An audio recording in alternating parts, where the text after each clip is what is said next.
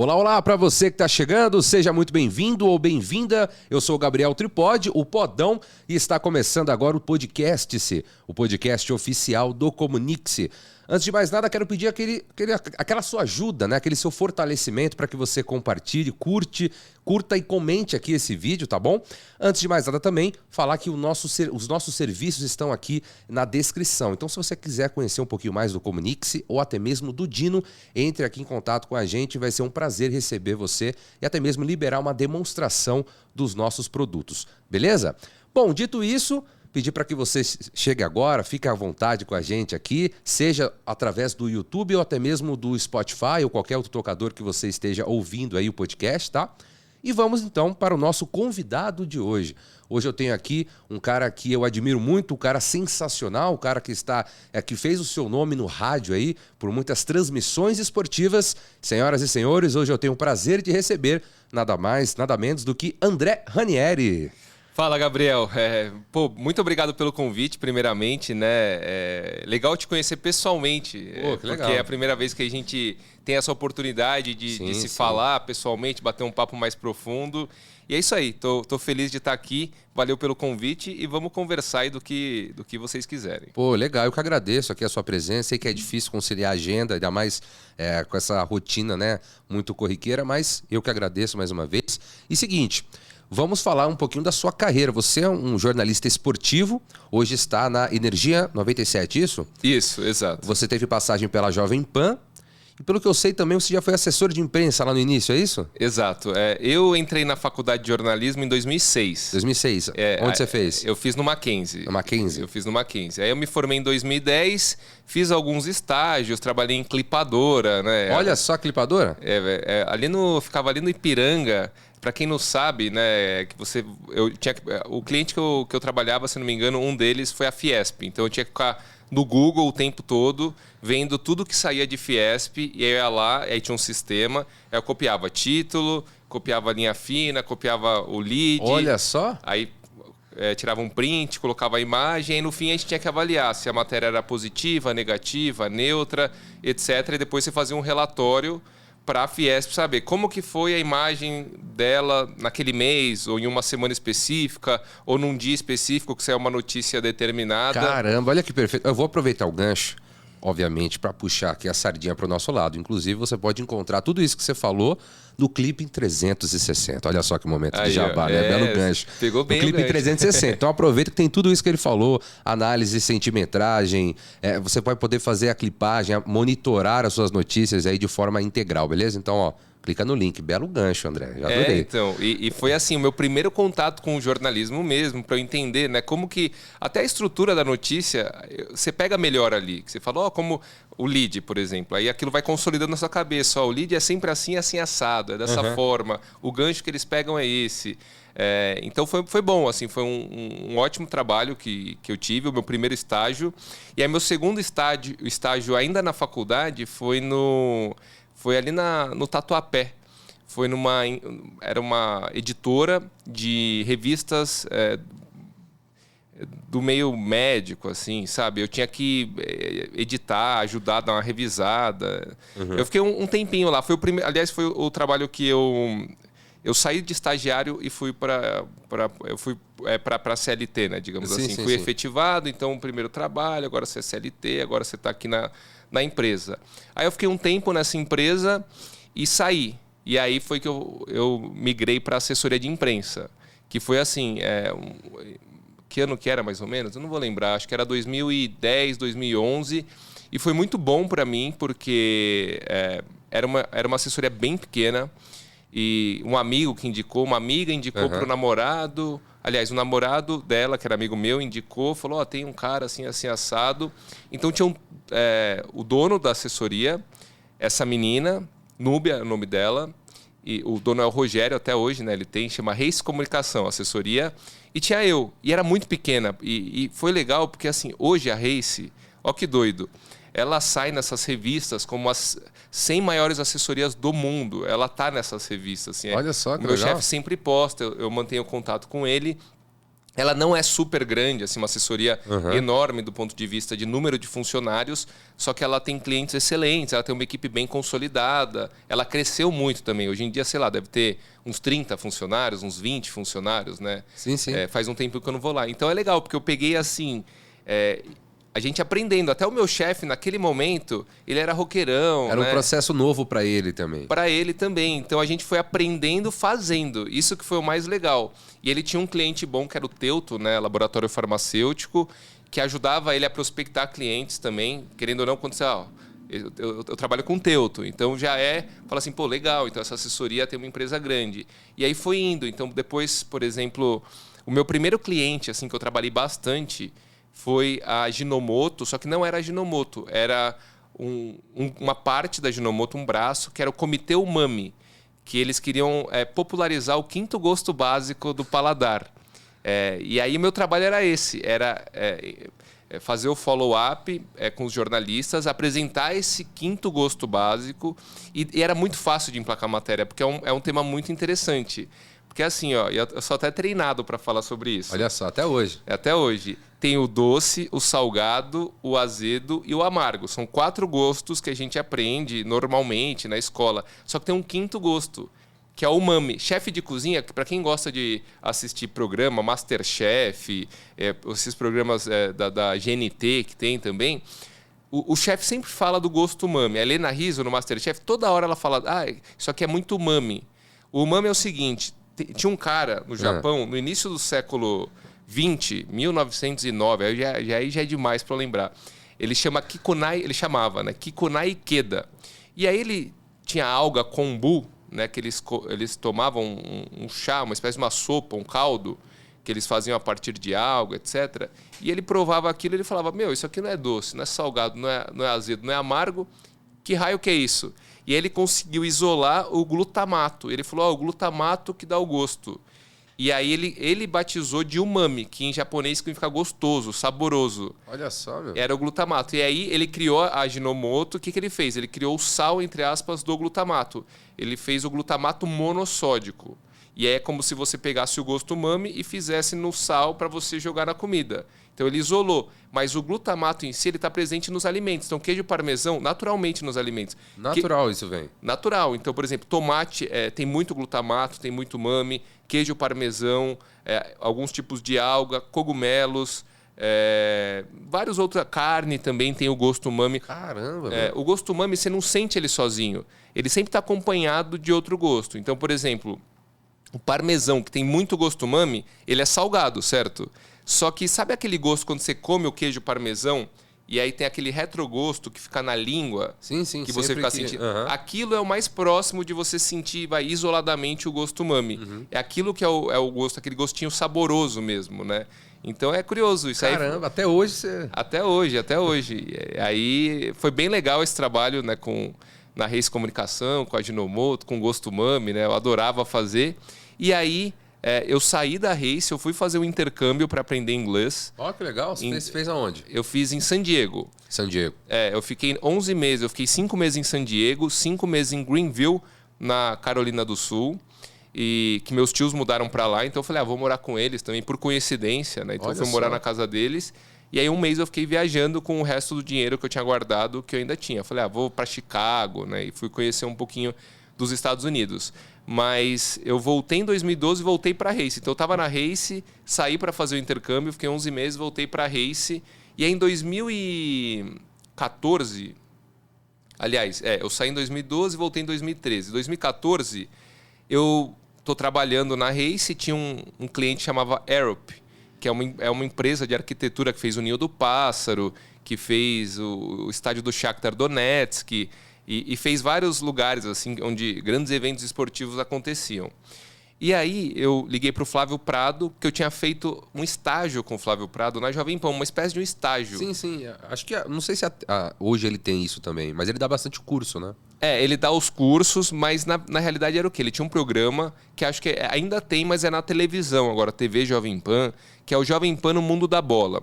Era um programa que começava 9 da manhã e até 1 da tarde, no sábado. Era um programa bem extenso. E aí ele dava espaço para estudante, para quem quisesse ter o primeiro contato com o rádio.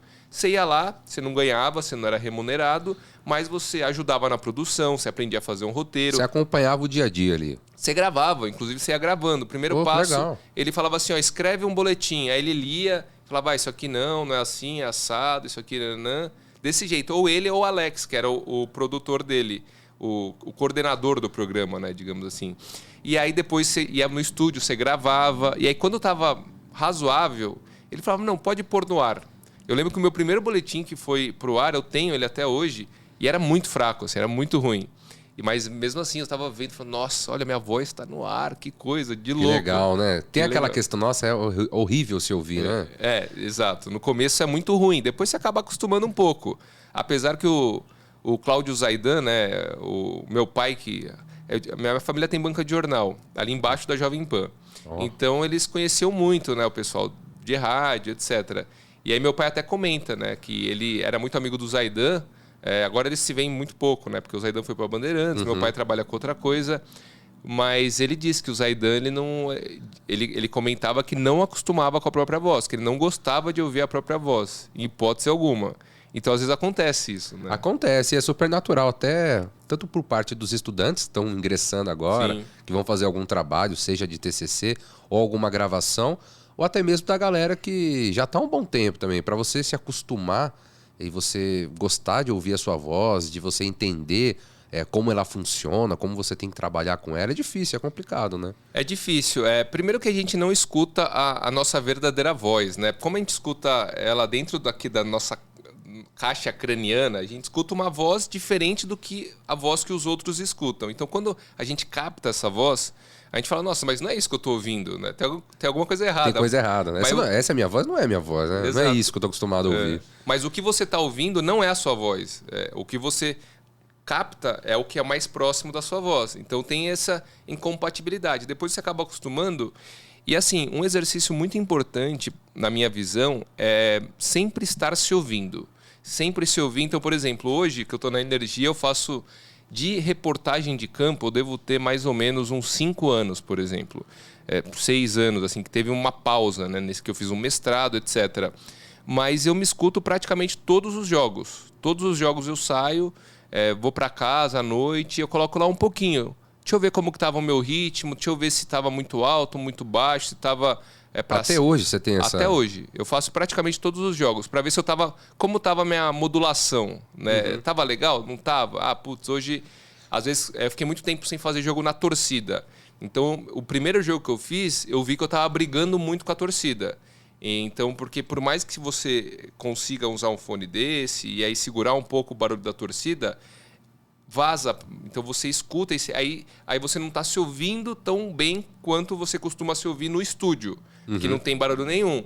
Então, você fica forçando sua voz para lutar, né, com esse barulho da torcida. Então eu falei, não, eu tinha que controlar um pouquinho mais a minha voz, tinha que desgastar ela um pouco menos, entendeu? Sim, e isso vai acontecendo, é natural, né? Sim. Voltando lá pro seu início, ligou pro Flávio Prado. Ah, é. E aí? Aí eu liguei, falei, Flávio, tem uma pauta aqui de uma empresa de arquitetura, tem um porta-voz. Flávio, você conhece o Quinto Sabor? Não, mas já pensou. Mas o Mundo da Bola falava de assuntos aleatórios também, era legal. Inclusive o Flávio, ele é fã de Chaves, então ele já levou os dubladores do Chaves num dia histórico lá na Jovem Pan. Foi bem legal. Depois eu conto se der tempo. Claro, claro. Mas aí eu falei, Flávio, tem uma empresa, assim assado, quer fazer a pauta? Porque ele tinha o programa de sábado, mas o domingo ele também tinha programa de 1 hora, que ele fazia entrevistas ligadas a esporte. Eu falei, uma boa pauta. Às vezes eu lembro que até tinha dificuldade de achar entrevistado, alguns entrevistados furavam. Eu falei, não, esse cara vai ser ponta firme e vai dar certo. E aí desliguei o telefone e fui tomar banho. Quando eu volto, tem uma ligação perdida do Flávio. E o meu tio, que também trabalhava na banca, ele falou, o Flávio ligou aí no fixo, né, para falar com você. Eu falei, não, beleza, eu vou ligar para ele. Aí eu ligo pro Flávio, ele falou, André, aproveitando que você me ligou, vai abrir uma vaga aqui de produtor na Jovem Pan. Eu conheço o seu trabalho e te falo, você vai passar. É um teste, 15 dias só pro Vanderlei Nogueira te conhecer, que era o chefe de departamento na época. E assim, eu sei que você vai passar, é para fazer o pique da Pan, que tem 2 horas, você produzia o Mundo da Bola, que era um programa muito mais complexo. Então vai ser assim, mamão com açúcar para você. Você quer fazer o teste? Você quer entrar aqui na Jovem Pan? E eu falei, quero. Por mais que eu adorasse, porque o ambiente da assessoria que eu trabalhei era muito bom. Era muito legal. Eu gostava muito do meu chefe, dos meus companheiros de trabalho, né? Então, assim, você fica dividido. Só que eu pensei, não, isso é o que eu sempre quis, né? Eu entrei no jornalismo para fazer reportagem de campo e de rádio. Era o que eu mais queria, né? Porque como minha família tinha a banca de jornal embaixo da Jovem Pan, inclusive chamava Jovem Banca por causa da Jovem Pan. Da Jovem Pan. Eu ouvia a minha vida inteira e aí eu achava o máximo os repórteres de campo atrás do gol. Eu falava, não, é aquilo que eu quero, é aquilo que eu quero. Aí eu falei, não, eu vou fazer. Aí por 15 dias, no fim de 2013, na segunda quinzena de dezembro, eu fiquei trabalhando durante o dia até a tarde na assessoria e depois eu ia para a Jovem Pan para produzir o programa da noite. E aí passei, avisei o meu chefe, tal, ele super me apoiou, falou, não, vai lá, é sua vontade e tal. Aí comecei no dia 2 de janeiro de 2014, eu fui registrado na Jovem Pan. Olha só. E aí, dali em diante, foi muito rápido o processo. Porque assim, a Jovem Pan também tinha um esquema que a equipe era muito consolidada, a equipe de esportes não mudava. Então não tinha intruso, assim. Era o Vanderlei Nogueira, o Quartarolo, o Nilson César há muitos e muitos e muitos anos. Era uma equipe muito... Antes era o Silvério, antes o Milton Neves. Então, assim, raramente abria um espaço no meio da transmissão mesmo, aquela transmissão pesada, para entrar um nome, ainda mais um moleque como eu. Isso não tinha, no histórico da Jovem Pan não tinha ainda. Só que também foi no momento que a Jovem Pan começou a reformular muito, que o seu Tuta, que era o dono da Jovem Pan, estava para se aposentar e estava entrando o Tutinha, filho dele. Então, começou a ter uma troca de funcionários assim, muito intensa. E aí, conforme você vai tirando os mais antigos, vai abrindo espaço, que esse espaço vai ser ocupado por alguém. E aí eu estava naquele, digamos assim, naquele momento de transição. Então foi muito rápido. Eu acho que até eu queimei algumas etapas, porque meu primeiro ano foi de produção, né, 2014. Só que eu já tinha liberdade para gravar boletim. Então eu comecei a gravar o UFC, que estava em alta. Eu falei, nossa, é um bom caminho. É um bom caminho para eu aparecer bastante no ar. Tanto que entrava muito boletim de UFC, muito, porque estava muito em alta. E não só nos programas de esporte. Como eu gravava pequenininho, 40 segundos, 45, é bom para você ocupar espaço na programação. Então, às vezes, o coordenador de um programa X fala assim, putz, eu tenho 1 minuto só. Ah, tem esse boletim do Ranieri sobre o UFC. O Berraich, encaixa aí, né? Encaixa aí, ó. Chama o Berraich, chama o Ranieri rapidinho com o UFC. Aí o Berraich, agora vamos às informações do UFC com o André Ranieri. Aí já soltava o meu boletim. E aí dava o tempo certinho para ele dar a hora. Vamos agora à janela comercial, já a gente está de volta, entendeu? Então era um boletim bom por causa disso, porque você precisava ter aquele tempo para preencher. Ele se encaixava. Encaixava perfeito. Então eu comecei. Aí no segundo ano de Jovem Pan, foi o ano que eu já comecei o plantão esportivo. Então eu já estava na transmissão esportiva mesmo. Já estava lá dentro. Que é o carro-chefe, que é o jogo acontecendo, né? E eu estava numa função super importante, para mim, super legal. E é um pouco difícil também, assim, não é fácil falar o plantão esportivo, porque para quem não sabe, na transmissão, o plantão ele é responsável pelos outros jogos. Então, por exemplo, o jogo comando, o jogo principal, é Flamengo e São Paulo. E aí ele dá... na Vila Belmiro, o Santos abre o placar com Gabigol. Santos 1, Coritiba 0, faz conta. Então o plantão, ele entra, tem que ter um timing muito bom, porque é no meio da transmissão, então tinha um sinalzinho, que era o pi, pi, pi, pi. Aí o Nilson César, vamos ao plantão esportivo, fala Ranieri. E aí eu falava rapidinho, Nilson, na Ilha do Retiro, o Sport faz 2-0 no Palmeiras. Gol do Diego Souza, faz conta, vai. Mas tinha que ser rapidinho. E aí saía gol na transmissão, então faz conta que o São Paulo fez 1-0. E aí eu chamava, diga Ranieri, e Nilson, com essa vitória parcial do São Paulo, o Tricolor vai subindo a 3ª colocação do Campeonato Brasileiro, vai chegando a tantos pontos atrás só do fulano e do Beltrano.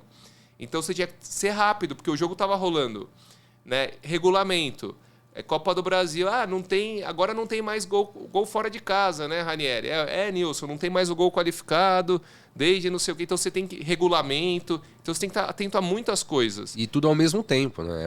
É isso que é a pegada. Além de você informar, por exemplo, a mudança de tabela, informa sobre alguma regra que mudou, de algum gol que saiu, o que isso vai, às vezes, acontecer, o que isso vai gerar para aquele time também. Então, tudo ao mesmo tempo. O plantão tem disso, né? Tem. E, por exemplo, muitas vezes o repórter está em loco, só que ele está na beira do gramado. Às vezes 2 repórteres, né? Antes eram 2 repórteres, até 3. Só que às vezes o que está rolando no entorno do estádio, eles não estão vendo, porque eles estão ali focados no jogo. Então eu ficava sempre com, o UOL, um Globo.com, porque tem os repórteres que estão rodando, e às vezes tem briga, na arquibancada, não sei o quê, se é uma pessoa passou mal, foi atendida, está no ambulatório. E aí o plantão também pode fazer isso. E levando essas informações do próprio jogo, comando que está rolando. Mas no segundo ano você não ficava no campo, em loco? Não. O plantão ele fica em estúdio. Só em estúdio então mesmo. Só fiquei em estúdio. Aí eu fui começar a fazer reportagem de campo no 3º ano, né, em 2016. O meu primeiro jogo foi semifinal da Copa São Paulo de Futebol Júnior. Que legal. Corinthians e Cruzeiro. Quartarolo cobrindo Corinthians, eu cobrindo Cruzeiro. Assim, meu primeiro jogo não foi nem tubo, né? Tubo, para quem não sabe, é do estúdio, que é muito mais fácil. Então, em tese, era mais fácil eu ter feito vários jogos no estúdio para ir pegando a mão para depois, quando eu for em loco no estádio... Você já ir preparadíssimo, né? Já tá mais ligado em relação à plástica, uma série de coisas. Mas não, meu primeiro jogo foi no estádio lotado. A Neoquímica Arena lotada. Naquela época era só a Arena Corinthians, né? Completamente foi assim, foi maravilhoso. Mas, por exemplo, eu cometi alguns erros que é erro de quem não tá acostumado a fazer. Então, por exemplo, era o José Manuel que estava narrando. E ele falava, vamos agora à escalação do Cruzeiro. Aí, a plástica da Jovem Pan, você sobe o hino... Deixa tocar 10 segundos, baixa o hino, volta para o Zé Manuel. E aí o Zé Manuel, diga lá, Ranieri, faz de conta. Aí, na hora que ele falou, vamos à escalação do Cruzeiro, na hora que subiu o hino, eu já entrei. Eu já colei. Bala. E aí, no ponto, me avisaram, não, segura que você entra depois, o Zé ainda vai te chamar de novo. Ah, beleza. Aí, então é erro assim, de quem não está acostumado a fazer. Natural, é tranquilo. Na rádio tem bastante disso, assim. A gente já vai falar um pouquinho dessa plástica, que eu acho legal, falar um pouquinho de produção, até mesmo do dia a dia. Mas você comentou algo legal, que você falou assim, é difícil rodar bastante pessoas profissionais na área, ainda mais na área de esporte. Sim. E você ainda acha que existe isso? Porque é uma coisa que, na minha percepção, ainda existe. É difícil uma pessoa falar assim, eu quero entrar no esporte. Mas por onde eu começo? Como que eu entro... de fato numa equipe esportiva, numa transmissão esportiva?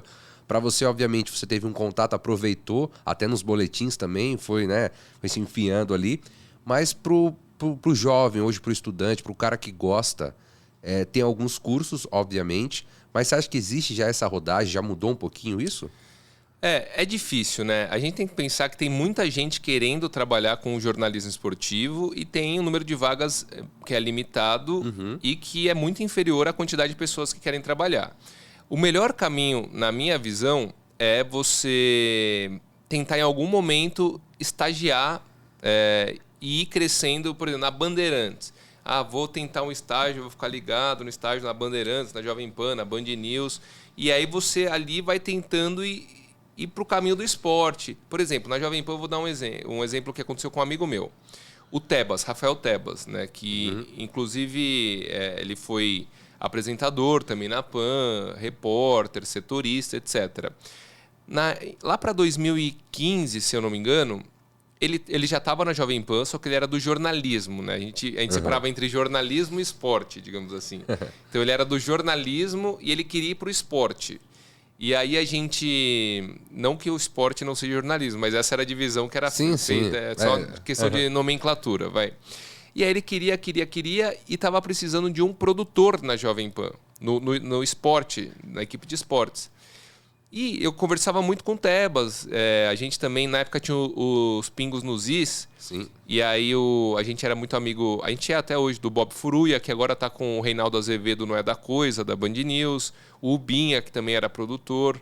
Cleiton Umbinha, e tinha o Patrick Santos, que era o chefe naquele momento, era o chefe de jornalismo da Jovem Pan, junto com o Zé Pereira. Aí, a gente pensou assim, pô, vamos tentar trazer o Tebas. O Tebas quer ir pro esporte e tá tendo uma vaga e vai valorizar um cara da própria empresa, né? E aí a gente conversou com o Patrick Santos, e aí o Patrick falou, não, ele quer a vontade dele, vai lá, manda bala, não tem problema nenhum. Pode ter certeza que se conseguir realocar ele dentro da empresa e ir pro esporte, mesmo que eu perca alguém que é uma pessoa competente, na época ele tinha acabado de ser efetivado, se não me engano, no jornalismo, a gente arrumou outra pessoa e ele vai para onde é o desejo dele. E a gente conversou com o Vanderlei, até o Vanderlei ficou meio encanado, porque ele falou assim, essas transições aqui na Jovem Pan nem sempre são tranquilas, né, porque é muita burocracia, etc e tal, mas a gente ficou insistindo e aí conseguiu fazer essa migração. Então ele conseguiu, ele entrou na empresa, ele foi meio que se jogando pro lado do esporte. Do esporte. Você vai conseguindo arrancar algumas informações ali e vai jogando, né? Exato. Porque é fechado, né? Infelizmente é fechado. Então, por exemplo, eu saí da Jovem Pan e eu tive a oportunidade de voltar para uma outra grande rádio de esportes também, que tem essa pegada esportiva no rádio. E depois pintou essa chance na Energia, que o Sombra lembrou do meu nome. Porque assim... Por exemplo, a Energia, o Marcelo Lima até que sugeriu meu nome. A Energia estava precisando de um repórter. Então, para o Sombra, que é o chefe de esportes, é importante que seja uma pessoa que ele saiba que vai assumir o microfone e que vai, mesmo sem saber a plástica direito, sem nunca ter feito, vai conseguir dar conta do recado. É isso que ele se preocupa naquele momento. Ele precisa ter aquele jogo, precisa de um repórter, eu vou chamar uma pessoa que fez alguns anos isso que vai conseguir tirar de letra. Vai. Sim. Só que aí você tem a questão do cara que não tem experiência, que ele precisa adquirir experiência também. Então, por exemplo, rádio web eu acho que é uma boa, porque você já... Ajuda muito, cara. Ajuda muito. Você já deixa o cara pronto para eventual uma oportunidade grande, maior, né, digamos assim. Porque a rádio web é a mesma pegada. Se você escuta uma transmissão de rádio web, dependendo da rádio web que for, você fala, cara, é profissional essa transmissão. Total, ela é cara. muito bem feita. Ela, desde do narrador, repórter, apresentador, você fala, cara, é redondinho isso aqui. Esses caras têm nível para estar em qualquer outra emissora. Entendeu? Total, cara. Então, esse eu acho que é um caminho interessante. Sim. Inclusive, eu comecei assim, né? Eu dividi a minha jornada do meu hobby, no meu dia a dia, e dediquei isso à rádio web também. E foi uma experiência totalmente diferente. Falei, eu quero experimentar. Porque eu sempre gostei de esporte, sempre gostei de rádio, de TV, de transmissão, sempre achei aquilo maravilhoso. Falei, eu quero fazer parte desse mundo, né? Falei, beleza, mas eu vou entrar como o quê? Porque narrador, cara, parece que... A gente já vai falar disso também, desses gostos, né? Mas assim, narrador, todo mundo quer. Você fala, comentarista. O pessoal olha como, é mais fácil, é mais tranquilo, também quero. E aí você fala, tem um repórter. Porque na teoria, né, o repórter é o que mais faz coisa. Porque tem coisa pra caramba. O cara tem que estar acompanhando o jogo, tem que estar acompanhando o nome de jogador, de tabela, de informação, de tudo. Falei, beleza, vamos entrar. Entrei, aí consegui entrar como narrador, só que eu fazia todos. Então eu fazia narrador, pra mim é uma experiência incrível. Cara, e assim, pra quem gosta... Sim. Pode ser, cara, da pequena, da minúscula até a mediana para top. O cara vai levar aquilo como um trabalho profissional. Então o importante é isso, você levar um trabalho como profissional. Então comecei, para mim era maravilhoso, cara. Se tivesse uma pessoa, 10, 12 assistindo, para mim, cara, não importava. Mas fazer uma transmissão perfeita, redondinha, e você se olhar, você ali se ouvir, falar, maravilhoso, perfeito. E aí comecei narração... é loucura. Você fala, tem tantas coisas que a gente, assim, como o espectador, a gente não consegue observar. E quando você tá fazendo, você já começa a reparar nisso. Principalmente narrador. Narrador, então, você tá ali, você tá comandando o jogo, tem algumas coisinhas, tem alguns detalhes, você chama algum repórter, você chama o comentarista, qual o horário que você tem que... o melhor momento para você chamar aquele profissional. Tem a questão dos nomes, a questão da informação, até mesmo a competição, cara, que muda completamente. Se você tá narrando um Brasileirão, uma Libertadores, uma Sul-Americana, cara, muda completamente. A pegada, o nome dos jogadores, como você também tem que gritar gol. E aí o cara que é repórter... que informação que eu vou trazer, como que eu vou trazer, qual o nome do cara, o nome correto do cara que tem essa, principalmente Sim. em campeonatos estrangeiros, tem uns caras que você nunca viu na vida. Copa do Mundo. Você vai pegar seleção que você fala, ó, seleção da Coreia, do Japão, seleção... tem algumas são Arábia Saudita, cara, sabe? É difícil. Não tem como você não errar pelo menos algum nome ali. Sim. E é natural, é normal, tranquilo. E comentarista também, que eu passei, pô, o que eu devo comentar? Pô, foi gol, o que foi? Pô, foi gol, né? A bola entrou, foi golaço e tal. Não, pô, traz a informação com outro ângulo, com uma outra visão. E aí, aproveitando para te perguntar, além disso, do interesse, porque muitas pessoas, cara, o interesse é muito grande por parte dos estudantes de jornalismo, por assim dizer, que gostam muito do esporte e falam assim, eu quero muito entrar no jornalismo esportivo. Só que quando conhece na prática, isso muda um pouquinho. Então, assim, não sei como foi para você. Imagino que já, né, você tinha um gosto por futebol e tudo mais, já conhecia um pouco ali da profissão. Mas, assim, o gostar, apenas gostar, não, assim, prepara o cara para estar numa transmissão de futebol, né? Muita gente fala assim, nossa, esse é o melhor emprego do mundo, porque você assiste o jogo de dentro do gramado, né? Mas não é nada disso. Tem muitas visões assim, né? Eu já ouvi isso várias vezes, mas não é, porque, primeiro, eu tô muito concentrado, eu não curto um jogo trabalhando como eu curtiria no sofá comendo uma pipoca. É outra coisa, esquece. Aquilo de você assistir o jogo daquela forma, relaxado, dando risada, não é a mesma coisa, porque ali na beira do gramado você está muito concentrado para ver todos os detalhes, você está preocupado em se ouvir bem, em ter um ritmo bom. Fazer uma boa transmissão. Fazer uma boa transmissão, em ter um timing bom, que nem você falou o comentarista.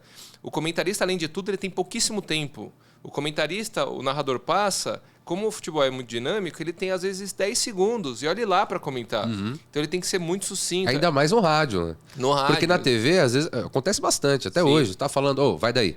Exato, vai daí. exato. Lance perigoso. Continua. Né? Então a pessoa que tá vendo entende.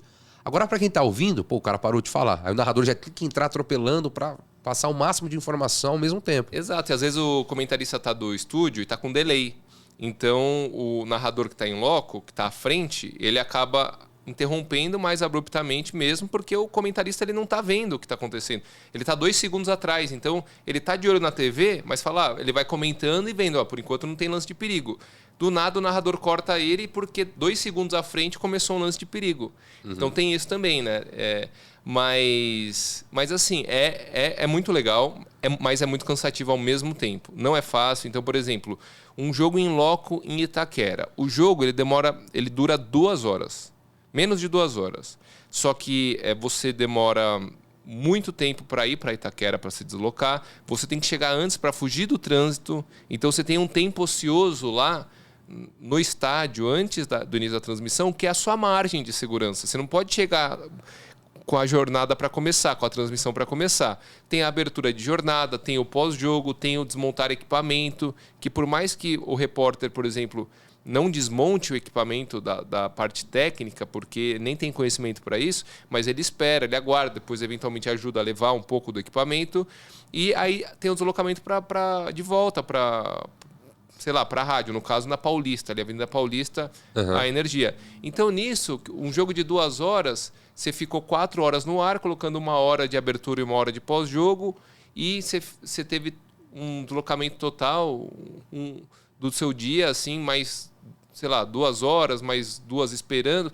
No fim das contas, deu 8 ou 9 horas. Então, para 2 horas de jogo, você está na ativa por 9 horas. Ou seja, você perde assim, né? O seu dia inteiro você se dedica a fazer a transmissão. Eu também, quando eu fazia em loco, eu fazia no Morumbi, eu fiz no Morumbi, eu fiz também no Allianz, no estádio do Palmeiras. Acho que foi só nesses 2. Fiz uma vez também na Neoquímica Arena. E assim, cara, é literalmente isso. Lógico, como era uma rádio web, a gente não tinha todo esse preparo, mas mesmo assim a gente perdia o dia inteiro. Porque, exatamente, chega antes, credenciamento. Então você começa já, prepara o seu lugar, aí você vai montar todo o equipamento. Aí tem a questão das escalações, que dependendo do jogo ou do campeonato ainda não saíram. Sim. Então você fica ali, o que vai acontecer? Então tem que ficar de olho. tem o externo, pô, o que está acontecendo? Tem briga lá fora, não tem, a torcida vai chegar, não vai, então tem todo esse preparo. Para vocês, então, imagino, pô, assim, você perde totalmente o dia. E isso na sua função, né? Para o cara que é técnico, às vezes... Chega muito antes. O cara chega muito antes, né? O Palitos, por exemplo, que é o técnico de externa lá da Energia, ele chega... O jogo no Morumbi vai ser, sei lá, 9 da noite. A saída da equipe de campo, né? Digamos assim, que vai para o ar, normalmente sou eu e o Marcão, né? Porque o Fernando Camargo ele vai direto. É às 6h30. O Palitos ele já saiu 4 horas, 3 da tarde. Ele já foi para o estádio, entendeu? Só que ele vai embora 1 da manhã, dependendo. Então ele está desde as 3 até a 1, né? Às vezes antes, dependendo se for um jogo importante, é o que você falou. Tem jogo importante que vai antes ainda para garantir que nada de errado aconteça. Né? Porque vai ter muito mais profissional trabalhando, então vai ser muito mais complicado de você montar tudo. E por aí vai. Também você tem o medo. Vai que justo hoje tá um trânsito que eu não saio do lugar, fura pneu, faz isso e eu não consigo chegar a tempo para o jogo. Então você sai, mesmo o repórter, o narrador, o apresentador, o comentarista sai muito antes para o jogo. Né? Exatamente, tem todo um preparo. Então, assim... não adianta gostar ou achar que é uma profissão, assim, por mais que você esteja... Que é brincadeira, né? Que é brincadeira, porque, de fato, é uma profissão que está ligada a um lazer a um entretenimento que é muito forte, é estrutural, principalmente no Brasil. Fala, pô, você está dentro, tá vendo um clássico dentro do campo, você está ali perto dos jogadores, você está ali envolvendo... E essa relação, eu queria até falar com você sobre isso agora, essa relação do profissional do torcedor. Porque, de todo jeito, quem trabalha ali, querendo ou não, pelo menos no início da sua jornada como ser humano, você que acompanha o esporte para quem gosta, acaba tendo um time. Um time, você pode não torcer, mas assim, querendo ou não, tem algum time que você gosta, que você acompanha ali. E aí, quando você começa a trabalhar, e eu percebi isso na prática, você fala assim, pô, você começa a trabalhar e fala, meu, não quero saber, sabe, quanto que vai terminar a partida, eu quero que termine logo, quero chegar em casa logo, quero fazer uma transmissão boa, quero saber quanto que tá dando aqui de audiência, se tá legal, se tá chegando bem pra galera que tá ouvindo. Então, assim, isso acaba... E é até legal, porque depois que você sai da transmissão, você começa a ver os jogadores, você fala assim, meu, olha só, né? Os torcedores estão se matando lá fora, os caras estão, se xingando e não fazem ideia do que tá acontecendo aqui dentro. É uma relação totalmente profissional. Acabou o jogo, o juiz apitou, todo mundo vai pro vestiário, todo mundo se troca, pega lá o seu carro, pega o ônibus e vai embora. Entendeu? Acabou, cara. Então é uma relação assim que é meio complicado a princípio, assim, de entender, pô, como que eu torço pra um time, eu vou estar ali cobrindo esse time e eu não vou torcer, né? Então, assim, pô, então isso não existe, então sempre tem... E até hoje, né? Até a galera que critica bastante fala, pô, você tá falando isso porque você é de tal time, né? Você torce pra tal time, então por isso você tá falando isso e tal. Então é uma relação meio... não sei como foi pra você isso, mas é uma relação meio estranha, assim, pelo menos a princípio, de você equilibrar, né? Eu concordo muito com o que você disse, de você estar preocupado em fazer um bom trabalho. Então, por exemplo, o que determinava, eu tenho um time de infância, como qualquer pessoa que trabalha com esporte também tem, e o que determinava eu sair feliz ou triste de uma transmissão esportiva não era o resultado do jogo, mas era muito o meu desempenho enquanto repórter. Eu fui bem hoje, eu estava com reflexo bom, eu tive boas sacadas, eu dei bons detalhes, eu fiz boas perguntas na coletiva, meu ritmo estava bom, etc. Então, isso é o que fazia eu sair feliz ou triste do jogo. Não se o rival do meu time de infância perdeu ou se o meu time de infância ganhou, isso aí é indiferente para mim, né? Eu estou falando da minha parte. Pode ser que tenham outros jornalistas que fiquem chateados se o time perca. Não é o meu caso. Tanto que, assim... eu nunca fiquei chateado, saí triste, porque, tal time perdeu. E é curioso que, na Jovem Pan, eu fui setorista do Corinthians, né, por alguns anos. Uhum. E aí eu fiquei muito associado ao Corinthians. Uhum. Só que na Energia, os ouvintes, tem aqueles ouvintes que escutavam na Pan e que escutam na Energia, só que tem muito ouvinte diferente, que não estava acostumado a ouvir na Jovem Pan e que não me conhecia da Jovem Pan. E eu comecei a fazer os jogos na Energia do São Paulo. Agora eu faço bastante de São Paulo e Corinthians, mas no início era mais jogo do São Paulo mesmo. E aí quando eu comecei na Energia, os que me conheciam da Jovem Pan falavam, ó, Gambá, repórter Gambá, como assim repórter Gambá fazendo São Paulo? E aí quando eu comecei a fazer os jogos do Corinthians na Energia, os torcedores que só me conheciam da Energia ficavam, pô, repórter Trica, repórter Trica. Então, uma parte acha que eu sou corintiano. E a outra acha que você é São Paulino. Outra que eu sou São Paulino. E se um dia eu começar a fazer jogos do São Paulo, seja na Energia ou em alguma outra rádio, eles vão começar a me associar a jogos do Palmeiras, eles vão começar a me associar ao Palmeiras. Ao Palmeiras, né? Não, assim, lembrando que, querendo ou não, é uma ordem natural e também não tem problema nenhum. Assim, deixando claro, não tem problema nenhum. Às vezes um repórter, um jornalista, né, um cara que trabalha com futebol tem um time. Né? A gente tem vários jornalistas aí com time. Todos têm, Todos exato. têm, não tem problema nenhum. Pô, tô cobrindo aqui o Mauro Betting, por exemplo, é um cara excepcional e é palmeirense.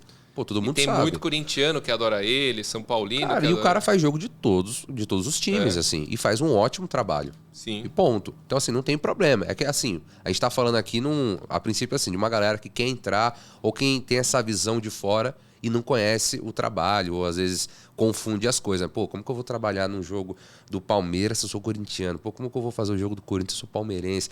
E aí começa a quebrar um pouco essa visão, né? Nada. E a coisa mais legal é você trabalhar em jogos diferentes. Porque você começa a fazer todo o jogo do... Faz de conta que o cara é corintiano. Jogo do Corinthians quarta, jogo do Corinthians domingo, jogo do Corinthians quinta, jogo do Corinthians sábado. Chega uma hora que ele fala, nossa, eu queria muito fazer um jogo do Atlético Mineiro, um jogo do Palmeiras, um jogo do São Paulo, um jogo do Flamengo. Porque você quer mudar um pouco, ficar muito repetitivo, são outros jogadores... Entendeu? Que você vai cobrir. É muito mais legal. Eu gosto, particularmente. Uma coisa que eu gosto muito é a Copa do Mundo. Porque eu era escalado para fazer uns... Em época de Copa do Mundo, a gente faz bastante, tipo, uns 4 jogos na semana, às vezes até mais. Porque o começo ele é muito intenso. 5 jogos na semana. Jogo quase todo dia. E eu adorava, porque cada pesquisa era uma pesquisa para um time novo. Por mais que Portugal, Espanha, Inglaterra, a gente saiba o nome dos jogadores praticamente de cor, mas eles enfrentavam times que a gente não estava tão acostumado assim. Então era muito legal, né? Eu legal gosto você bastante. ir atrás da história, dos jogadores. Curiosidades. Curiosidades, é bacana isso. E aí tem uma outra relação nisso também, que é, assim, quando você começou na assessoria de imprensa, acho que você nunca imaginou que estaria à frente ali, no gramado, acompanhando um jogo e fazendo perguntas, que aí entra outra parte aí de quem é repórter. Sim, Além das informações, tem a questão das entrevistas, a questão ali da coletiva de imprensa, de você esperar, de programar uma pergunta e tudo mais. Para você, como foi esse processo? Foi mais tranquilo, por mais que você já estava ali na frente do campo e tudo mais? É curioso que, assim, na assessoria, eu era bem proativo. Né? Eu tinha que entrar em contato com o jornalista da revista tal, do veículo, do rádio tal, da TV tal. E quando eu virei repórter, eram os assessores que entravam em contato comigo, bastante, assim. Então foi o outro lado. Eram os dois lados aí da moeda, né? E aí é bem curioso, assim, que eu acho que o meu tratamento a esses assessores que entravam em contato, ele era muito melhor porque eu tinha sido assessor, entendeu? Porque eu cansava de entrar em contato com o jornalista e ele não dava atenção nenhuma, nem respondia, etc e tal. Então eu fiz questão sempre de tratar muito bem, e praticamente todos os assessores que entraram em contato comigo, praticamente todos, assim, 98%, eu conseguia entrevistar e encaixar em algum momento da programação. Talvez eu não conseguisse o horário nobre do rádio para colocar aquela entrevista, porque vai muito da relevância que tem o entrevistado, mas às vezes eu falava assim, vamos fazer essa entrevista para o Pan News, que vai de segunda a sexta, quando não tem jogo, às 11 horas da noite. Vamos, para ele tá ótimo. Beleza, eu entrevistava, fazia entrevista de 5, 6 minutos, editava, às vezes fazia mais longa, editava, deixava uns 5 minutinhos e avisava o produtor do Pan News, que era o jornal da noite da Jovem Pan. Fiz uma entrevista assim sobre tal temática, você quer? Quero, manda para mim. Para ele era conteúdo também. Claro, tá encaixando ali na programação. Exato, ele tem que preencher 2 horas de jornal. Então você tem uma entrevista de 5 minutos, é legal, é bom para ele. Então eu falava assim, vou jogar no diretório, que é a pasta, né, do programa. E aí ia entrando. Então eu sempre dei muito essa atenção. Assim, praticamente, em quase 100% dos casos, o assessor, a gente conseguia armar. Algumas entrevistas eram melhores que outras, no sentido da relevância e no sentido também do próprio entrevistado. Porque tem entrevistado que às vezes tem relevância, mas não flui muito. Tem entrevistado que não tem aquela relevância, mas ele faz com que a entrevista ganhe relevância. Ele fala bem, ele é engraçado, ele é para cima, ele traz informações curiosas, etc. Entendeu? Então foi legal viver esses dois lados para valorizar e reconhecer mais o outro lado, né? Quem vai direto para o lado mais reativo, que vai recebendo, né, tem uma pauta, tem isso. Às vezes o cara não dá o valor necessário para o cara que está proativo, oferecendo as pautas, entendeu? Uhum. E até arrumar um jeito de encaixar ali na programação, sim, nas pautas e tudo mais. Inclusive foi um assunto que a gente falou no último episódio aqui. Nos 2 episódios aqui que teve, a gente falou sobre isso, sobre emplacar pautas, tanto no podcast, que é uma coisa legal, nova ainda, e as pessoas ainda estão querendo entender isso. E o Gustavo falou, às vezes uma pessoa coloca aqui, foi o que você falou do convidado, quer emplacar o convidado de todo jeito. Só que assim, é uma história que o cara quer contar, né? Assim, é uma história que vocês querem contar, não uma história que o público quer saber. Então, às vezes, o cara vem aqui, consegue arrancar uma informação que ninguém sabia. Então o cara vem aqui, o cara é mó desenvolto, o cara é engraçado, o cara tem uma história que ninguém sabe, nem a própria assessoria às vezes sabe. Então arrancar essas informações é legal. E no esporte tem muito disso, assim, né? São tantas coisas que às vezes fica tão nichado assim, que é legal abrir um pouquinho o leque, falar às vezes, trazer uma reportagem especial, falar de alguma coisa. E aí tem um outro lado, que é principalmente repórter, cara. Eu falo porque o repórter, assim, na transmissão, pra mim, tá? Minha opinião, é um cara, assim, que tem que estar ligado a tudo. Eu acho uma das partes mais difíceis. Assim, não que seja ruim, eu fiz, gostei pra caramba.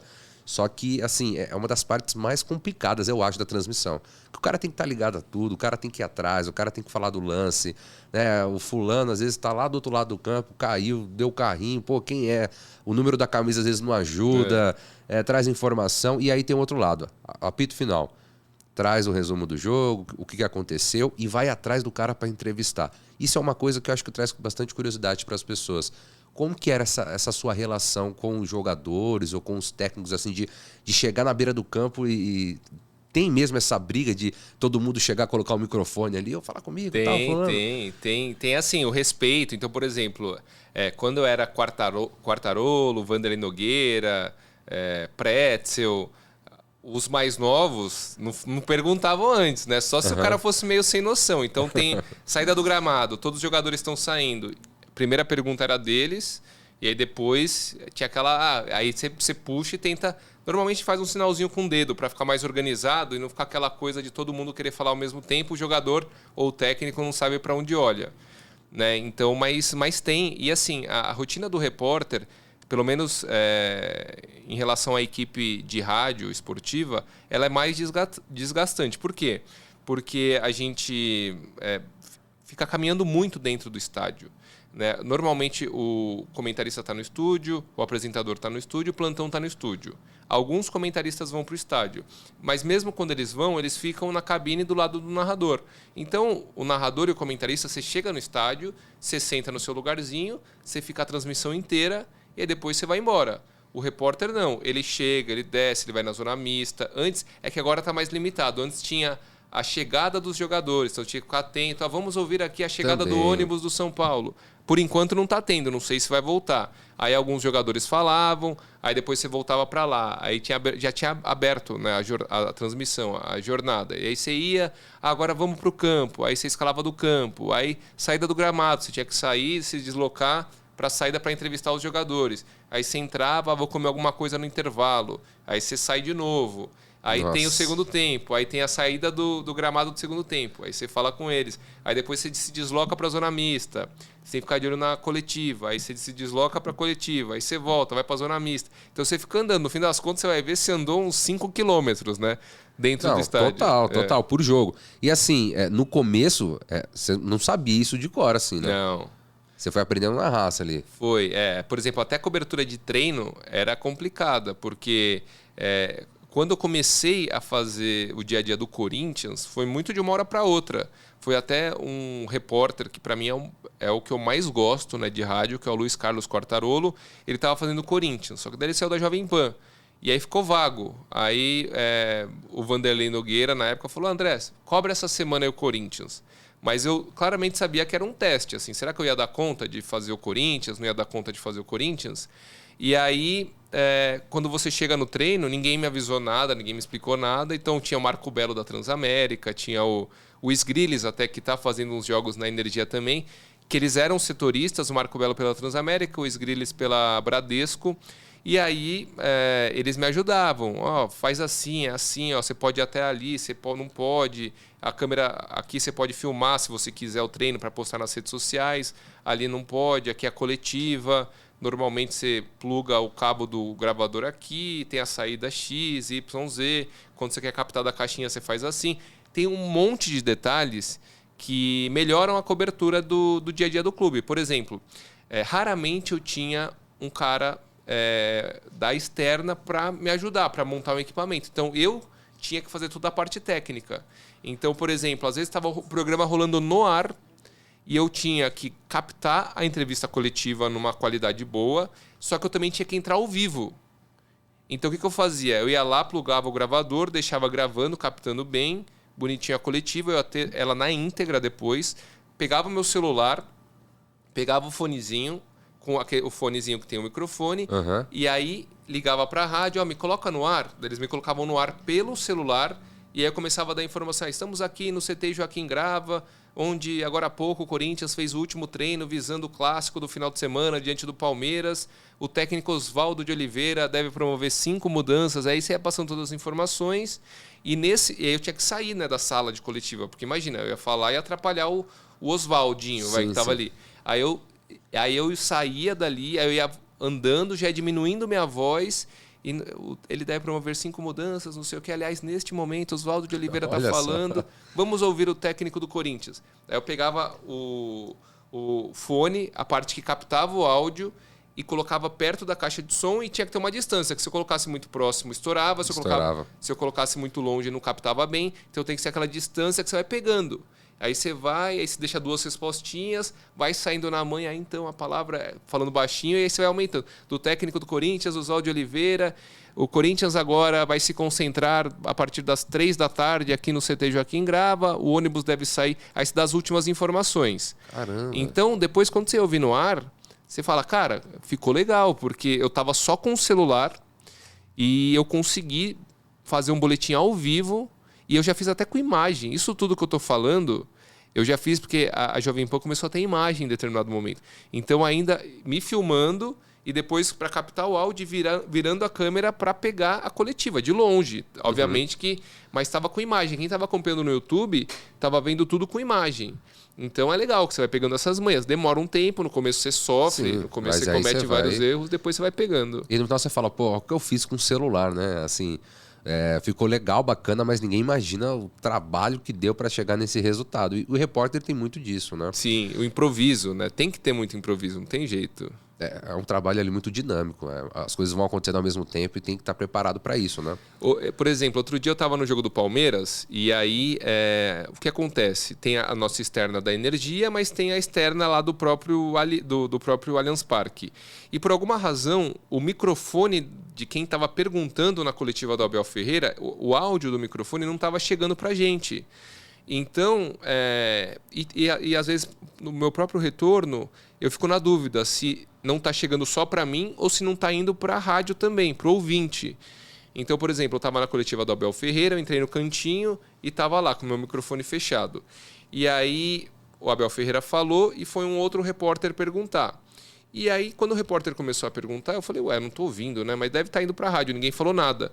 Aí o Sombra falou assim, cadê o áudio? Não está chegando a pergunta do repórter. Na hora, eu já abri meu microfone, eu dei 2 passos largos assim e já fui no quebra-queixo do repórter para captar o áudio do repórter. E aí, começou aí. Eu falei, agora está indo.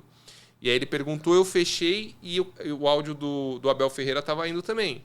Então você tem que ficar atento a essas coisas para o improviso na hora. Não está chegando via cabo, pega o seu microfone e tenta improvisar de alguma forma. Outro dia, no clássico empate Corinthians e São Paulo, na Neoquímica, o áudio do Rogério Ceni não estava chegando também. Então eu já peguei na hora uma mochila ali, coloquei no chão, apoiei meu microfone, abri a chavinha, dei uma distância para captar e perguntei pro celular. Falei, está captando mais ou menos? Está captando legal. Então você tem que estar sempre atento a isso, porque o áudio é o principal. Tem que estar sempre esperto em relação se o áudio está chegando, não está, se tá alto, está baixo. E muitas vezes você é o responsável por quebrar esse galho também. Você é o cara que você é o cara responsável que está lá presencialmente, né? Porque o técnico às vezes ou está longe lá na zona mista ou está na cabine. Não, e até ele chegar para tentar resolver o problema, não tem como. Então você é o cara responsável ali. E aí já entrando na questão da relação jornalismo, claro, né? Mantendo sempre a responsabilidade.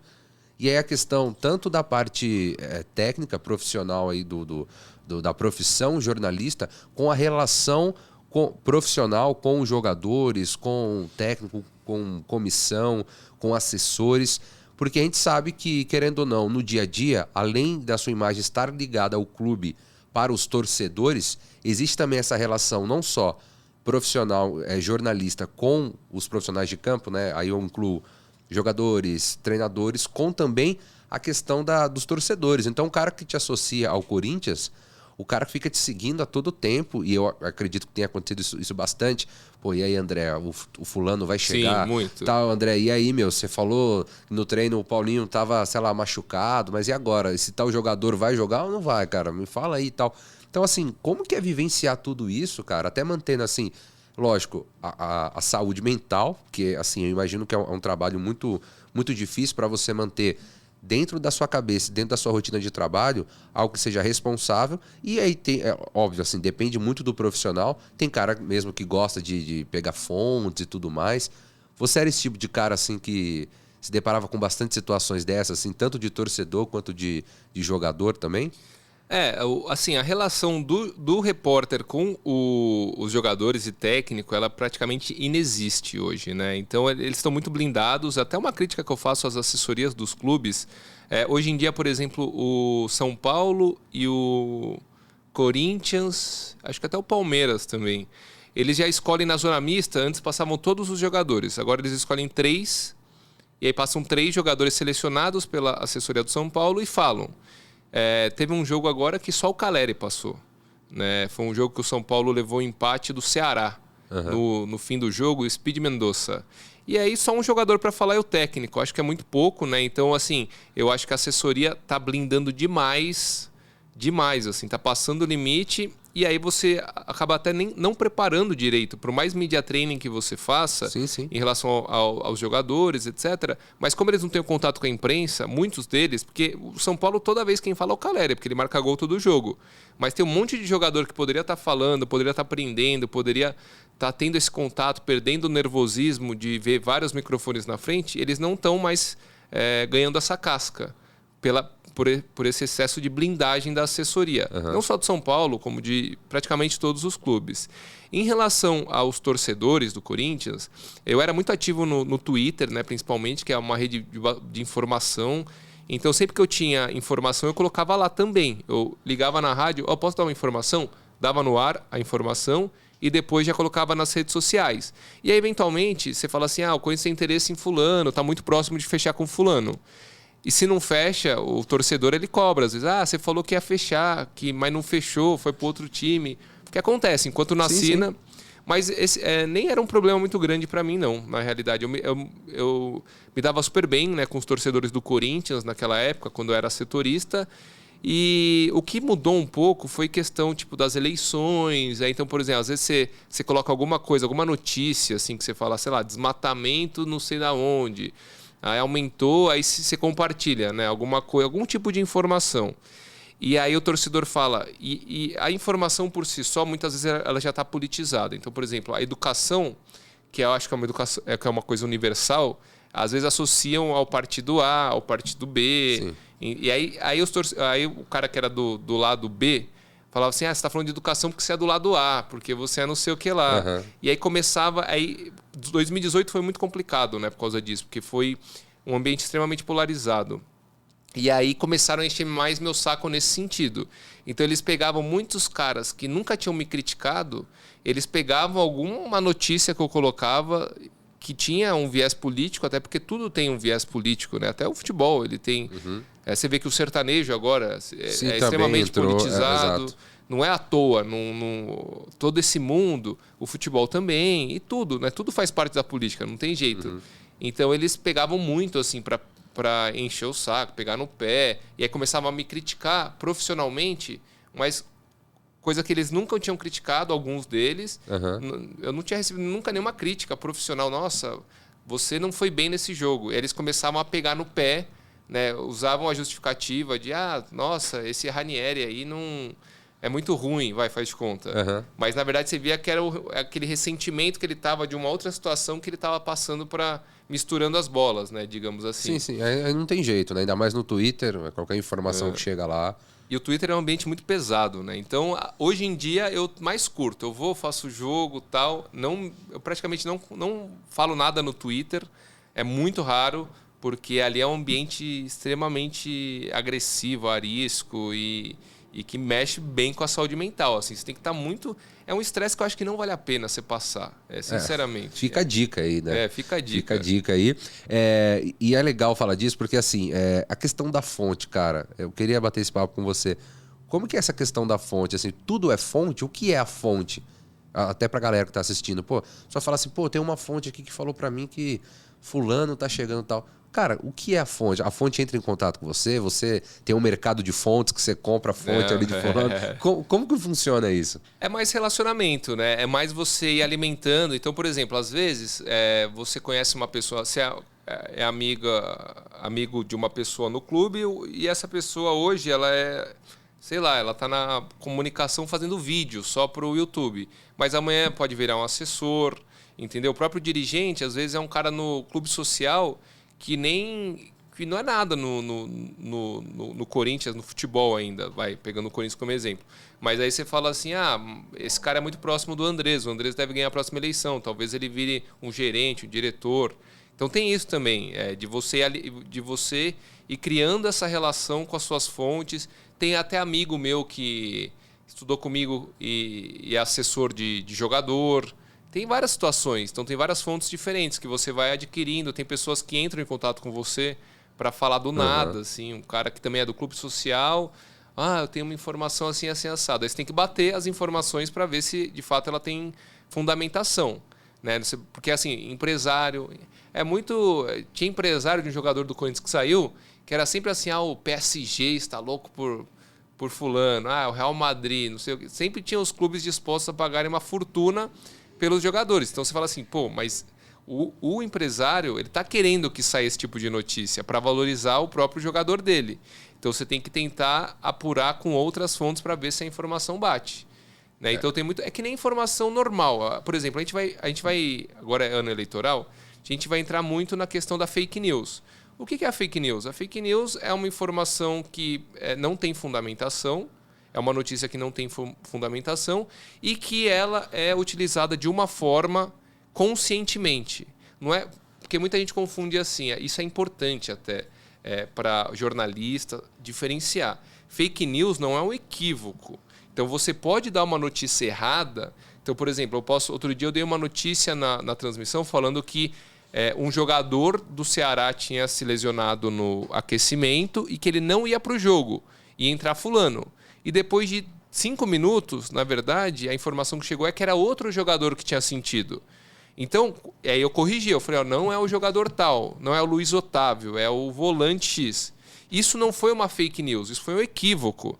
As pessoas pegam muito e classificam equívocos jornalísticos como fake news. A fake news, ela é o quê? Você sabe que aquilo é falso e você conscientemente, intencionalmente, deliberadamente, você apresenta aquilo como verdadeiro. Isso é fake news. Então, por exemplo, no futebol também tem muito jornalista que inventa, que constrói uma falácia e apresenta como verdadeira. O tal time quer tal jogador. Isso é uma fake news. Então acontece muito. Então é a mesma coisa, você tem que fundamentar. Você fundamenta como? Através das suas fontes, você apura a informação para ver se ela tem fundamento, se ela é verdadeira ou não, entendeu? E acontece bastante, principalmente com contratação, né? A gente tem um histórico muito, assim, de jornalistas que ficaram marcados assim, olha, você falou que ia vir fulano e não veio até hoje, né? Sim, então exato. Entra na brincadeira, na zoeira, mas aí uma outra parte que até é tranquilo, né? Até assim é tranquilo. E aí, entrando agora numa outra parte, que é uma coisa que até te marcou né? Assim, não sei se você sente à vontade para falar sobre isso, não, mas sim. é até uma questão também que eu não quero ficar entrando só nessa questão. Acho que a gente entra numa parte técnica aqui legal, mas que é interessante também para a gente trazer aqui para a gente discutir, que é a questão das perguntas, né? Então você está ali na frente, você está ali à frente da transmissão, você vai na zona mista só explicando ali aquela parte, né, onde fica os jogadores e os repórteres, né, até mesmo os treinadores, para você fazer aquelas perguntas, né, falar em si como foi o jogo. E a gente tem uma série de casos aí de jornalistas perguntando, rebate de lá, rebate de cá. Sim. Você mesmo comentou assim, é uma relação que hoje ela está ficando um pouco mais desgastada, então tem muito cuidado, né? Tá muito a risco isso, né? Qualquer coisa que fale de lá parece que é para provocar aqui, qualquer coisa que o jogador fale tem. Cara, como que é esse cuidado?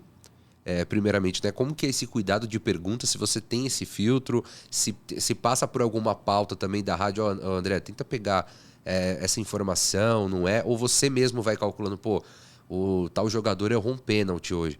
Vou perguntar para ele, por que ele errou, cara? O que aconteceu? Tal? Vou provocar, não vou. Como que é essa seleção? E depois a gente vai entrar no outro caso lá que aconteceu, não me recordo do ano agora. 2019, que marcou também um pouco da sua carreira, que foi uma pergunta que aconteceu na sua relação com o treinador do Corinthians, né? Isso, com o Carille. Com o Carille, na época. Não quero entrar assim na polêmica, na discussão, mas foi algo interessante para a gente trazer aqui, até para saber também como foi o gerenciamento de tudo isso, né? Só para explicar para a galera também o que aconteceu ali na época, né? Bom, em relação à primeira parte da sua pergunta, parte totalmente do jornalista, né, do repórter. Então não tem nenhum direcionamento, pergunta mais isso, pergunta aquilo, até porque nem daria, né, tempo de alguém mandar uma mensagem. Então você sente o jogo, o que aconteceu, e você fala, vou por aqui, vou perguntar isso, vou perguntar aquilo. Uma coisa que eu notei é que, não sei se foi depois da pandemia, né, eu fiquei 2 anos afastado, que eu fiz o mestrado, aí voltei no fim do ano passado a fazer reportagem. Esse ano voltou reportagem de campo também. E eu noto que está um clima assim, muito pesado nas coletivas de imprensa. Parece que os treinadores já chegam muito preparados. Então, assim, eu não estou falando que está certo ou está errado, o jornalista está certo, o treinador está errado, ou vice-versa. Não, eu sei que está um clima bem bélico, assim. Eu tenho notado que está um clima muito pesado. E eu não sei por quê, sinceramente. Eu acho, e a minha tese é a seguinte: hoje, como é muito fácil você tirar um trechinho de um comentário que aconteceu em algum lugar e mandar por celular, por WhatsApp, os treinadores, jogadores, eles estão recebendo muito mais. Na emissora tal, disseram tal coisa sobre você. Olha aqui. E aí manda o trechinho, e aí você vai alimentando uma sensação no cara de revanchismo. Ele fala, não, eu vou... Só que o que acontece? Ele desconta no setorista. E o setorista não é o comentarista de estúdio. Então ele está descontando a pessoa errada ainda. Porque o cara que fala normalmente e fala muita besteira, tem muito comentarista que ele comenta, imagina, de 500 times diferentes. Tem como ele ter um conhecimento aprofundado dos 500? Não tem. Então ele pega hora ou outra, né? Ele pega uma outra informação ali, às vezes fala sem saber também, fala besteira, e aí pegam e jogam pro treinador. Aí o treinador vai lá e desconta no setorista. Sendo que o setorista, se você pegar tudo que ele fala, é o que está fundamentado, bonitinho. Tô no treino, hoje o Reinaldo voltou a treinar, não sei o que, o Luan tá fora mais um. Então você vê que o setorista não tem nada a ver com isso. O treinador, ele quer descontar naquele cara de estúdio que faz o comentário, vezes que nunca foi no CT. Ele está assistindo, ele está acompanhando, né? Não, ele nunca foi no CT, ele nunca foi. Só que ele desconta em cima do setorista que está fazendo a pergunta. Ele desconta no cara errado, entendeu? Então eu acho que talvez seja isso, né? É uma tese. Em relação ao lance do Carille, é o que eu te falei, né? Eu vejo política em tudo, né? Para mim, a política ela está numa conversa de bar, dependendo do que falam e da forma que você se manifesta ali, na forma que você aceita determinados comentários, na forma que você se posiciona contra determinados comentários, aquilo é política pura. A política está em todo lugar. E com o Carille, a gente viveu aquele momento, né, de 2018, que foi um ano muito complicado, né, de muita polarização, de muita briga, famílias rompendo, amigos rompendo, etc. Só que o Carille ele fazia uma coisa que eu achava muito errada, que é de você ficar demonizando a imprensa o tempo todo. E no começo dele, no Corinthians 2017, como ele ganhou muito, ele era muito elogiado. Quando o Corinthians começou a jogar mal, ele começou a receber as críticas. E ele não soube lidar de uma forma saudável com aquelas críticas. Então ele começou a fazer esse processo de atacar a imprensa. Chegou no ponto de falar que tinha um espião no Corinthians, jornalista, que passava informações para os outros treinadores nos jogos que o Corinthians ia atuar contra esses times. E aí ele voltou da Arábia, elogiando a imprensa da Arábia Saudita, que não é uma imprensa livre, assim, entre várias obscenidades. Já cutucando assim, a galera ali. Mas eu acho que nem era maldade. Eu acho que o cara, ele é aquele jeitão dele. Ele nem sabe, às vezes, direito. Ele se mete a falar de algumas coisas que ele não tem conhecimento. Como isso, né? Quando você elogia a imprensa de um país que não tem uma imprensa consolidada, livre, etc. Então ele nem sabe disso. E aí, naquele momento, quando ele trouxe pela 50ª vez o espião, e cada vez que ele trazia o espião, começava a xingar a gente, os setoristas, nas redes sociais, aí eu me posicionei na coletiva. E eu trouxe todo o histórico dele atacando a imprensa, etc e tal, etc e tal. E aquilo ganhou uma proporção enorme. Porque ele rebateu, aí eu rebati, aí ele rebateu, aí ele começou a meio que me acusar. Falou, por que você está assim? Você é o X9, a carapuça servil? Ele começou a insinuar que era eu, o espião. Mesmo ele sabendo que até o nome que foi ventilado depois, que o próprio Corinthians me passou, não era eu. Ele sabia que não era eu.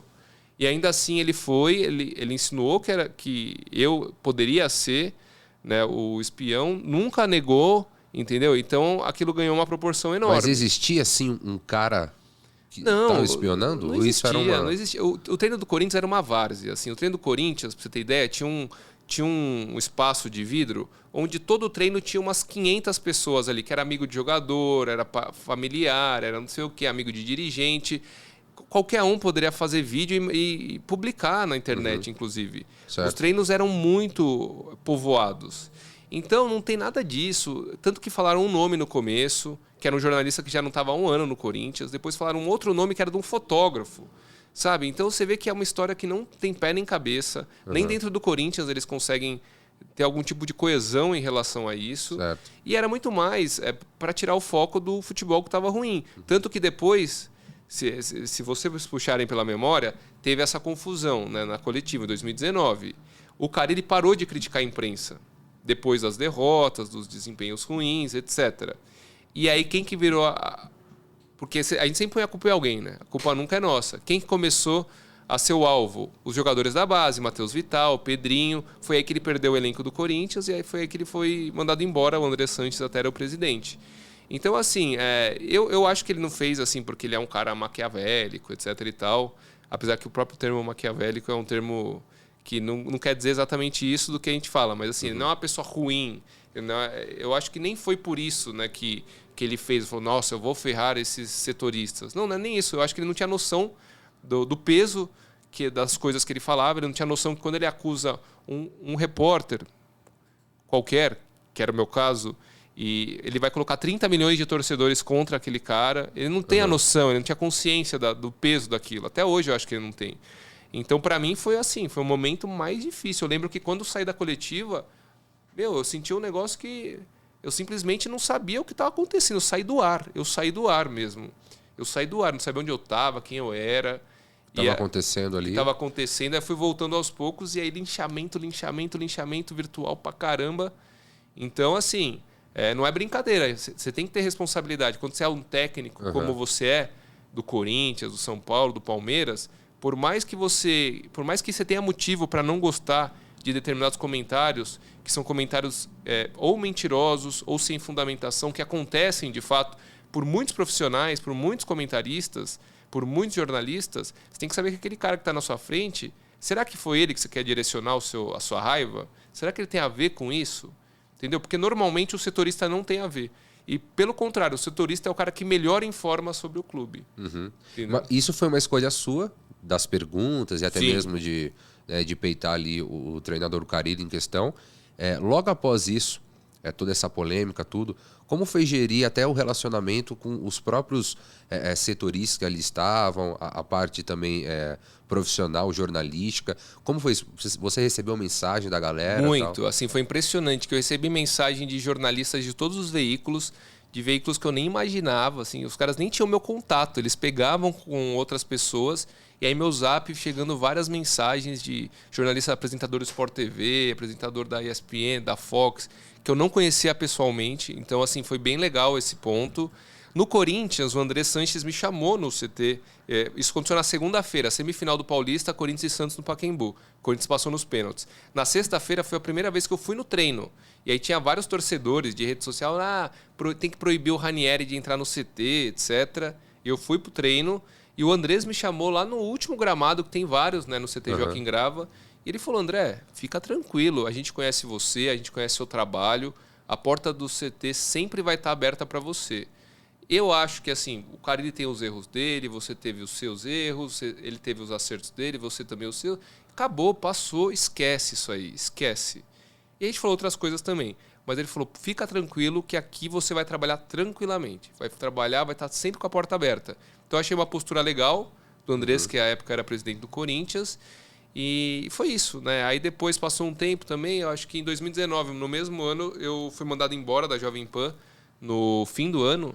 Né? Até porque estava rolando um processo de reformulação. Então, por exemplo, os CLTs, eu era um dos últimos CLTs, né? Então eles começaram a mudar todo o esquema para PJ e contratar tipo uma estagiário. Então, tanto que até um amigo meu, o Tebas, pouco tempo depois, que também era CLT, acabou saindo. Né? Hoje em dia acho que não tem mais nenhum. No esporte, não reformulou todo mundo. E hoje, quantos anos você ficou depois? 2 anos? 2 anos. Eu saí em 2019, 2020, 2021 eu fiz um mestrado também no Mackenzie em Educação, Arte e História da Cultura, que foi bem legal. Eu falei inclusive sobre o bolsonarismo, eu falei sobre a construção ideológica do Bolsonaro. O que eu fiz? Eu peguei a infância dele, peguei a juventude, peguei o tempo no Exército. Então, antes da carreira política. Inclusive, eu tive acesso a todos os documentos via LAI, né, Lei de Acesso à Informação do Bolsonaro no Exército. Ele foi julgado 2 vezes, aconteceram alguns incidentes. Então, tem episódio Lamarca, na cidade de Eldorado, que ele morava em São Paulo. Então, eu fui também através de uma abordagem psicanalítica para entender a relação dele com a família. Então, o pai dele era um cara que bebia, e aquele ambiente familiar, como que aquilo tudo... E ele era aquele bem patriarcal, bem a última palavra era dele, etc. e tal. Como que aquilo foi influenciando para que o Bolsonaro adquirisse as ideias que ele adquiriu, que são ideias ultra conservadoras, né, digamos assim. Fez uma grande reportagem aí da vida do Bolsonaro. E aí, sempre com uma pegada histórica, psicanalítica... Eu usei muito a história da cultura, né? Educação, arte e história da cultura. São 3 direcionamentos que você pode tomar. Aí eu peguei o da história da cultura, peguei uns autores muito legais e deu para fazer um trabalho bacana. Assim, Maravilha, maravilha. André, estamos chegando aqui no horário final da nossa entrevista, muito boa, inclusive. Quero agradecer mais uma vez a sua participação aqui. Dizer também, o pessoal que quiser seguir, você quiser passar aí ou falar da nova rádio, pode falar e ficar à vontade. Bom, primeiramente agradeço, Gabriel, pelo convite, foi muito legal. Já tinha vindo aqui, né, nesse espaço que é bacana também, tem um rock and roll aqui para quem gosta. Pô. E o estúdio aqui é sensacional, a estrutura fantástica. Legal, né? Parabéns pelo projeto. Obrigado. No Comunique-se. E é isso, eu tô menos ativo nas redes sociais, Instagram e o Twitter é Ranieri_André. Eu tenho postado menos, mais coisa de trabalho, assim, mais comentário em si, eu estou dando uma segurada. E é isso aí. Sempre que vocês convidarem, vou estar à disposição. Foi muito bom mesmo o bate-papo. E mais uma vez, valeu pelo convite. Pô, obrigadão. Eu fico muito feliz aí. Vamos marcar as próximas aí, quem sabe, né? Bom, agradecer você que ficou até o final com a gente aqui na audiência. Pedindo mais uma vez que você curta, comente, compartilhe esse vídeo aí com seus amigos. Agradecer aqui a parte técnica, sempre também ligada aqui, nos ajudando no suporte e no apoio. E nos vemos no próximo episódio, beleza? Sendo assim, até a próxima e até mais.